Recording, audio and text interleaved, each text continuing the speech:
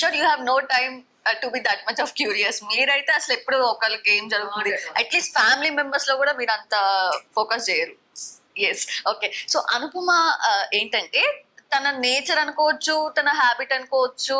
So తనకి వాళ్ళు ఏం చేస్తున్నారు, వీళ్ళు ఏం చేస్తున్నారు ఫోకస్ చేసి ఇబ్బందులు కొని తెచ్చుకుంది.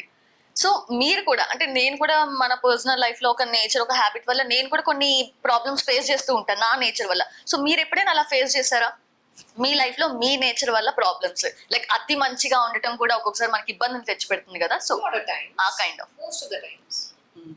కానీ అంత పెద్ద ప్రాబ్లం గా చెప్పాలంటే అలా అంత పెద్ద ప్రాబ్లం గా ఏమి అనిపించండి. Okay, normal problems which happen to everybody. అలా జరిగింది చాలా సార్లు.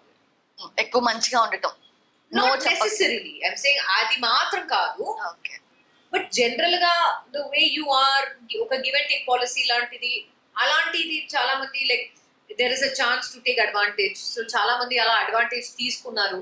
ఓకే, ఈ ఫిల్మ్ కెరియర్ లోనా? యా, చాలా మంది అడ్వాంటేజ్ తీసుకున్నారు. And not in a wrong way. I'm not saying that kind of an advantage. Okay, I don't want to say what it is, but yeah, I have been walked on and